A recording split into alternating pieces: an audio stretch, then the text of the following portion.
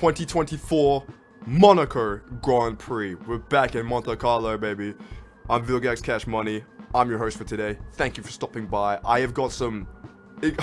I've got some hitters here today. Some crazy predictions. The wins, the agents in the lab, they're crunching numbers. They're telling me something devious is happening this race weekend. So I want to get into it.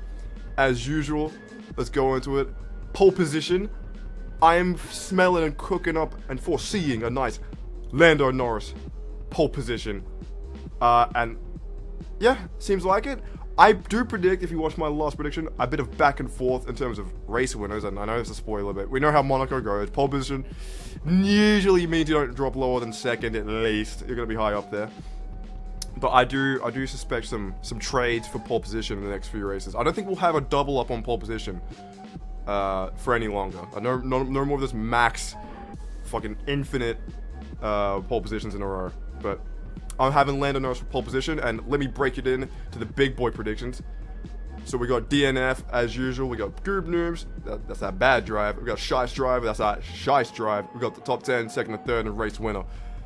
And I'm starting off with something very sad as I look at my Oscar Piastri hat that's chilling on my desk right now. I'm feeling an Oscar Piastri DNF. It's all Matt Gallagher's fault. Don't blame me. I didn't want it to happen either. But it's probably it's happening. Trust. Group news. It's my only DNF, by the way. Boom. Mercedes. I think this is gonna be a bad Mercedes weekend. I don't know why. And I know they're bringing upgrades for every single race. I think up until like Silverstone. I think this has just been kind of spoken about. But I don't know, this is going to be a gooberish weekend for, I think, the Mercedes. And if you'll see my top 10, you'll understand the thought behind this, at least a little bit. But just going off vibes, I'm not feeling it for Mercedes. What I am feeling it for, actually, is Sauber. No one's calling it that.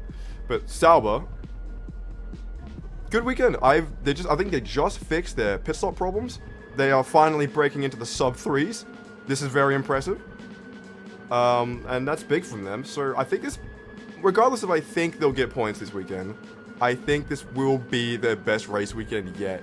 Their most complete drive yet. I think easily. I'm at least confident in that. Now let's break it into our top 10. Now this is the first of many shice guesses. Actually, well, DNF Piastri is a pretty crazy guess. But I've got Joe Guan Yu points. His first points of the season. His first points since I don't even know how long it's been. I actually don't even have like an inkling of a guess, like genuinely. But I'm feeling Joe points. Not much to speak about it besides vibes. I think Joe, he might improve his qualifying this weekend too, because that's really the only thing I think majorly holding Joe back is his awful qualifying. Because in the races he's typically pretty solid in terms of racecraft and race pace. And normally he outperforms his teammate on at least the races, definitely not the qualities. Now, I did say Goob Noobs for Mercedes.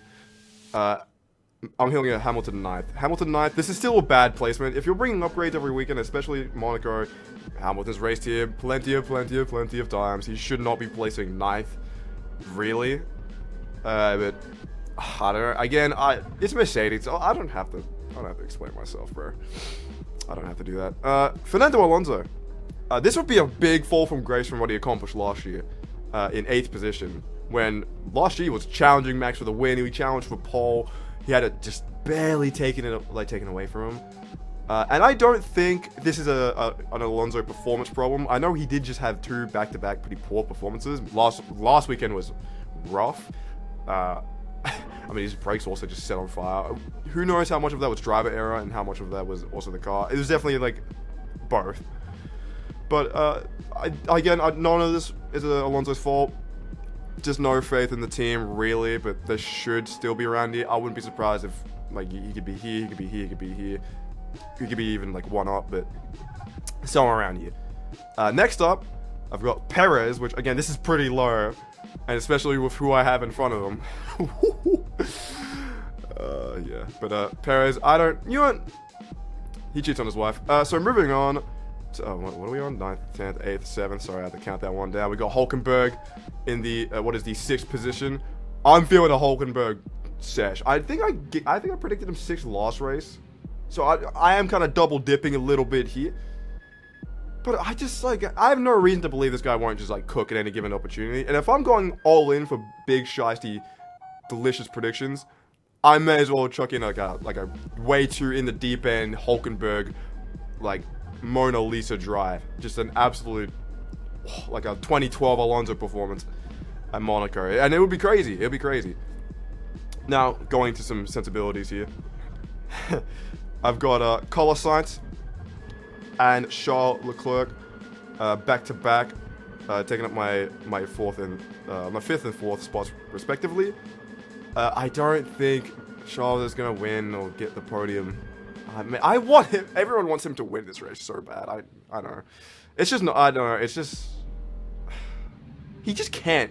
He just can't. He'll win this race when you never expect him to. That's when he'll win it. He'll win this like next year or 2026, like up against Lewis. And it'll be, like, really cool. Again, winning this year... I'm not saying winning Monaco this year wouldn't be sick. It would be really sick. But I'm feeling like a 2026 Lewis Hamilton teammate battle, like, on Monaco win. That's what I'm feeling. Something like that. Something like that is when I think he'll win it. Something crazy. But, this year... No, I'm not feeling it. It's not his time yet, sweet prince. Now.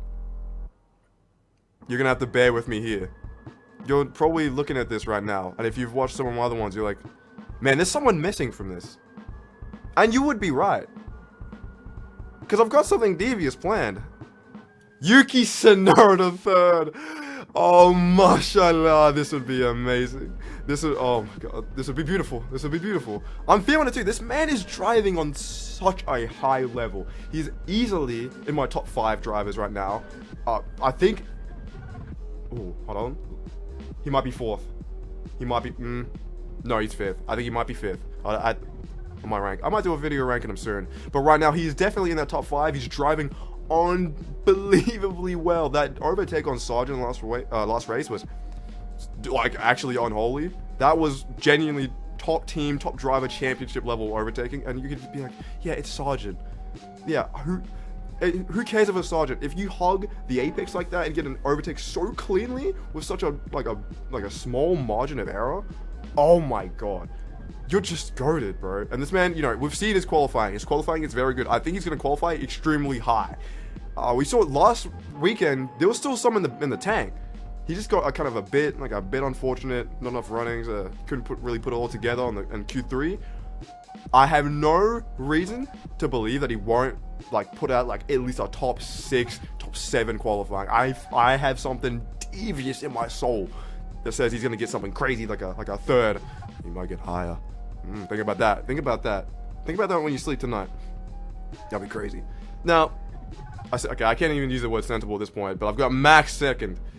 I think, as I said like earlier, but I think there's gonna be a lot of trading in terms of race wins for the next few races. I don't think we're gonna have a double up for for a while. Maybe Max will take this one because we know his qualifying is Max Verstappen. We know this. So maybe if I had to, like, concede a weekend for where he gets a back-to-back win again, it would be this one.